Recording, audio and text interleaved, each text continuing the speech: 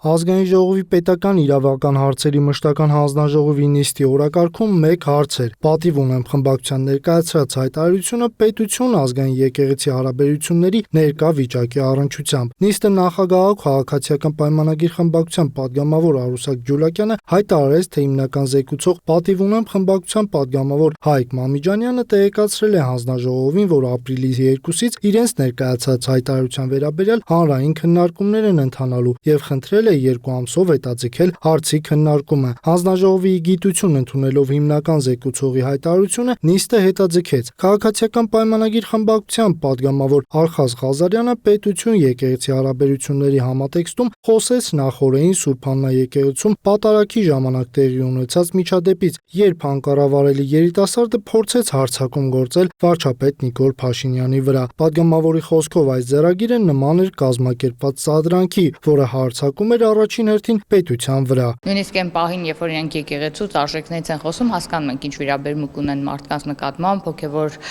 հոտի նկատմամբ, ովքեր եկեղեցի են մտել այդ կարևոր օրին։ Ավել բան չունեմ մեկնաբանելու, քանի որ տեսախցիկների առաջ է այդ ամեն ինչը տեղի ունեցել, իսկ իրավական մասով ես կարծում եմ, որ պետք է օրենքի ուժով կանգնեն օրենքի առաջ եւ պատասխան տան ինչպես բոլորը, որովհետեւ աններելի քայլեր իրականացնելը կարծում եմ պետք է անպայման պատժվի, որպեսզի այսպես ասած դաս լինի մյուսների քայլերի հանդեպ։ Քաղաքացիական պայմանագիր խմբակցության падգամավորը նշեց նաև, թե իր մոտ զարմանք չի առաջացրել այն հանգամանքը, որ ընդդիմադիր հատվածն աջակցում է սադրանք իրականացրած անձանց, մասնավորապես մեկնաբանելով Հանրապետական կուսակցության քաղաքական խորհրդի անդամ Արմեն Աշոտյանի Facebook-յան գրառումը, որտեղ վերջինս պատրաստակամություն էր հայտնել որպես նախկին պաշտոնյա դատարանում հանդես գալ միջադեպի մասնակից երիտասարդների երաշխավոր։ Անկեղծ եմ ասում, էներգիա ու ժամանակ չեմ տրամադրում այնպիսի ուժերին, ովքեր արդեն մաշվե գնացել են ու քաղաքական խոսք չունեն այլևս ասելու, հետևելու։